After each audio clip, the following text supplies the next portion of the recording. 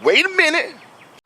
በጥበቡ ዓለም ስሟ በድምቀት በብዙዎች ዘንድ የምትታወቀው አርቲስት ሳያት ደምሴና በታዋቂው ከፍተኛ ፖለቲከኛ አቶ ጌታቸው ረዳ መካከል ምን አይነት ሚስጥራዊ ግንኙነት አለ? በአዲስ አበባ ከተማ ውስጥ በድብቅ ሆቴል ውስጥ የተደረገው ያ ያልተጠበቀ ግንኙነት ዋና ዓላማው ምንድነው? ነገሩን በዚህ ብቻ አያበቃም። ሁላችንም በኢቢኤስ ቴሌቪዥን በልዩ ፕሮግራሞች የምናውቃት ስመጥር ጋዜጠኛ ሉላ ገዙና የውጭ ጉዳይ ሚኒስትር ከፍተኛ ባለስልጣን የአምባሳደር ምስጋኑ ጉዳይስ ወዴት እያመራ ነው? በድብቅ ተነሱ የተባሉ ሚስጥራዊ ፎቶዎችስ ምንን ያሳያሉ? የኢትዮ 360 የዜና አውታር ያወጣው ይፋዊ መረጃ መላውን የኪነ ጥበብና የፖለቲካ አፍቃሪያን ማህበረሰብ ላይ ከፍተኛ ድንጋጤን ፈጥሯል። ዛሬ በዚህ ቪዲዮ እነዚህን ሚስጥራዊ ግንኙነቶች ከበስተጀርባ የወጡ ፎቶግራፎችንና ከኋላ ያሉትን እውነታዎችን በዝርዝርና በሰፊው እንመረምራለን። እውነቱስ ምንድነው? ወሬውስ ከየት ተነሳ? እስከ መጨረሻው ድረስ አብራችሁን ቆዩ። ወደ ዋናውና ሰበር ወደ ሆነው መረጃችን ከመግባታችን በፊት ስለ አርቲስት ሳያት ደምሴ ማንነትና በአገሪቱ ስላላት ተጽዕኖ ጥቂት ነገር ማለት ሳያስፈልገን አይቀርም። ሳያት ደምሴ በኢትዮጵያ የጥበብ ስራና የፈጠራ ዘርፍ ውስጥ የማይናወጥ ቦታ ያላት ስኬታማ ሴት እንደሆነች ሁላችንም እናውቃለን። በልጅነቷ ከደረሰባት ችግር ወጥታ በሞዴሊንግ የስራ መስክ ላይ ራሷን አሳርፋ የነበረችው ሳያት በሙዚቃውም ዘርፍ ባሳያችው አስደናቂ ብቃትና እንዲሁም ደግሞ በፊልም ድርሰትና ትወና በተጨማሪም የራሷን የፋሽን ዲዛይን ስራዎችን በመስራት በከፍተኛ የስኬት ማማ ላይ የምትገኝበት ወቅት ላይ ትገኛለች። ሳያት ሁል ጊዜም ቢሆን በፖለቲካዊ ጉዳዮችና ውዝግቦች ራሷን አርቃ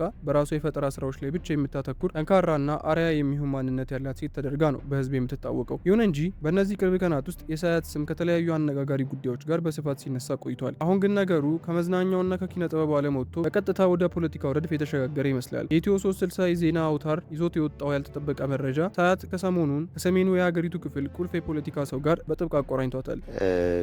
የሆነ ኮርነር ላይ ማለት በድብቅ የተነሳ ፎቶግራፍ ተለቆ ተመልክተናል። በአብዛኛው ጊዜ ማይለያዩትና ሁልጊዜ እዛ በድብቅ የሚመጡት ሀያትና ጌታቸው ረዳ ናቸው።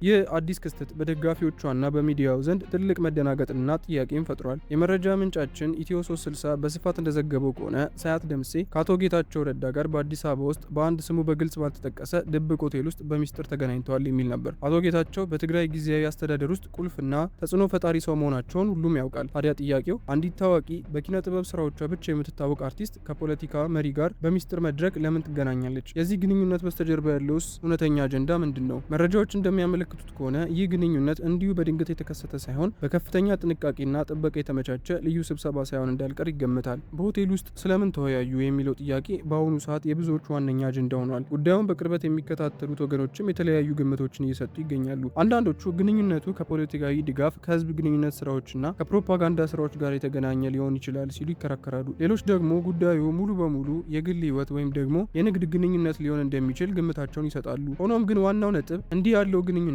በይፋ ከማድረግ ይልቅ በድብቅና በሚስጥር መደረጉ ለምን አስፈለገ የሚለው ጥያቄ ጉዳዩን ይበልጥ አጠራጣሪና አነጋጋሪ አድርገዋል። ጉዳዩ በሳያት ደምሴ ውዝግብ ብቻ የሚያበቃም አይደለም። ሌላኛዋ የኢቢኤስ የቅዳሜና እሁድ ፕሮግራም ጋዜጠኛ ሉላ ገዙም በተመሳሳይ መልኩ ስሟ በማህበራዊ ሚዲያ ላይ በከፍተኛ ሁኔታ እየተነሳ ይገኛል። አምባሳደር ምስጋኑ ወደዛ በተመላለሰ ጊዜ ሁሉ ሉላ ገዙን ይዞ ነው የሚመላለሰው ነው። ማን ነው የሚዲያ ባለሙያ ናት ሉላ። ጋዜጠኛ ሉላ ከውጭ ጉዳይ ሚኒስቴር ከፍተኛ ባለስልጣን ከሆኑት ከአምባሳደር ምስጋኑ ጋርም ጥብቅና ሚስጥራዊ ግንኙነት እንዳላት የሚያሳዩ መረጃዎችና ወሬዎች ሾልከው እየወጡ ይገኛሉ። አምባሳደር ምስጋኑ በኢትዮጵያ ዲፕሎማሲያዊና ፖለቲካ ውስጥ ትልቅ ተጽዕኖና ስልጣን ያላቸው ሰው ናቸው። ጋዜጠኛ ሉላ ደግሞ በሚሊዮኖች የሚቆጠሩ ተመልካቾች በሚከታተለው በኢቢኤስ የቴሌቪዥን ጣቢያ ላይ የምትሰራ ተወዳጅና ተጽዕኖ ፈጣሪ የሚዲያ ሰው ነች። ታዲያ እነዚህ ሁለት የተለያዩ መስክ ሰዎች ግንኙነት በጋራ ጥቅም ላይ የተሳሰረ የፖለቲካ ትስስር ነው ወይስ ተራ የግል ህይወት የሚለውን ጥያቄ በማህበራዊ ሚዲያ ክርክሮች ላይ ትልቅ ቦታ ይዞ ውለው አድሯል። በተለይ በእነዚህ ታዋቂ ግለሰቦች ዙሪያ የተነሳው የፎቶግራፍ ወሬ በማህበራዊ ሚዲያ ተጠቃሚው ዘንድ ትልቅ ጉጉትንና ድንጋጤን ፈጥሯል። ፎቶዎቹ በአሁኑ ሰዓት የታሉ? ምንንስ ያሳያሉ? መቼ ነው ይፋስ የሚሉ ጥያቄዎች የሰሞኑን ዋነኛ መወያያ ርዕስ ሆነው በቲክቶክ እና በዩቲዩብ ላይ ውለው አድረዋል። መረጃውን የሚያሰራጩ አካላት እንደሚሉት ከሆነ ፎቶግራፎቹ በድብቅ ካሜራ የተነሱ መሆናቸውና ግለሰቦችቹ ባልተለመዱና በማይታወቁ ቦታዎች ላይ አብረው መታየታቸውን መረጃውን ላሰራጩ ወገኖች እውነተኛ ማስረጃ ያለ ለማለት እንደ ትልቅ መሳሪያ ጠቅሟቸዋል። የኢትዮጵያ ህዝብ አርቲስቶችንና ጋዜጠኞችን እንደ ህዝብ አርአያና እንደ ተምሳሌት አድርጎ ነው የሚመለከታቸው። ስለዚህ እንደዚህ ያሉ ከከፍተኛ የፖለቲካ ባለስልጣናት ጋር የሚደረጉ ድብቅና ያልተገለጹ ግንኙነቶች ሲሰሙ የሰዎች ምላሽ የተለያየና የተከፋፈለ ነው። አንዳንዶች ይህ የእነሱ የግል ህይወት ምርጫ ነው፣ ማንም ሰው የመሰለውንና የፈለገውን የማግኘት መብት አለው በሚል ሲከራከሩ፣ ሌሎች ደግሞ ታዋቂነታቸውንና ህዝባዊ ተቀባይነታቸውን ለፖለቲካ መጠቀሚያ እያደረጉ ነው በማለት በከፍተኛ ሁኔታ ይተቻሉ። ለመሆኑ እነዚህ ሁሉ አስደንጋጭ መረጃዎች በዚህ በተወሰነ ሰዓትና